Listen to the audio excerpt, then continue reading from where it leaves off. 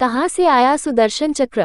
कहते हैं कि सुदर्शन चक्र एक ऐसा अचूक अस्त्र था कि जिसे छोड़ने के बाद ये लक्ष्य का पीछा करता था और उसका काम तमाम करके वापस छोड़े गए स्थान पर आ जाता था। चक्र को विष्णु की तर्जनी अंगुली में घूमते हुए बताया जाता है। सबसे पहले ये चक्र उन्हीं के पास था। सिर्फ देवताओं के पास ही चक्र होते थे। चक्र सिर्फ उस मानव को ही प्राप्त होता था जिसे देवता लोग नियुक्त करते थे। पुराणों के अनुसार विभिन्न देवताओं के पास अपने अपने चक्र हुआ करते थे। सभी चक्रों की अलग अलग क्षमता होती थी और सभी के चक्रों के नाम भी होते थे। महाभारत युद्ध में भगवान कृष्ण के पास सुदर्शन चक्र था। ये सुदर्शन चक्र कहाँ से आया था और चक्रों का जन्मदाता कौन था? किस देवता के पास कौन सा चक्र? चक्र को छोटा लेकिन सबसे अचूक अस्त्र माना जाता था। सभी देवी देवताओं के पास अपने अपने अलग अलग चक्र होते थे। उन सभी के अलग अलग नाम थे। शंकर जी के चक्र का नाम भवरेंदु, विष्णु जी के चक्र का नाम कांता चक्र और देवी का चक्र मृत्यु मंजरी के नाम से जाना जाता था।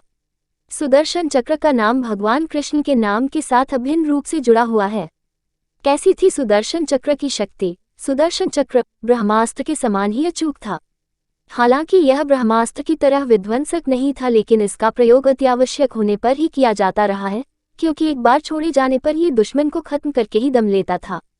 इस आयुध की खासियत थी कि इसे तेजी से हाथ से घुमाने पर यह हवा के प्रवाह से मिलकर प्रचंड वेग से अग्नि प्रज्वलित कर दुश्मन को भस्म कर देता था। यह अत्यंत सुंदर, तीव्रगामी, तुरंत संचालित होने वाला एक भयानक अस्त्र था। परमाणु बम के समान ही सुदर्शन चक्र के विज्ञान को भी अत्यंत गुप्त रखा गया है।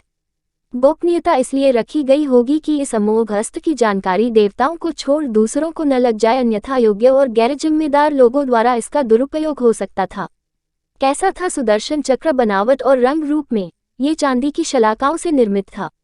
इसकी ऊपरी और निचली सतहों पर लौह शूल लगे हुए थे। इसके साथ ही इसमें अत्यंत विषैले किस्म के विष थे जिसे द्विमुखी पैनी छुरियों में रखा जाता था। इन पैनी छुरियों का भी उपयोग किया जाता था। इसके नाम से ही विपक्षी सेना में मौत का भय छा जाता था। किसने बनाया था ये सुदर्शन चक्र? ये खुद जितना रहस्यमय है उतना ही इसका निर्माण और संचालन भी। प्राचीन और प्रामाणिक शास्त्रों के अनुसार इसका निर्माण भगवान शंकर ने किया था।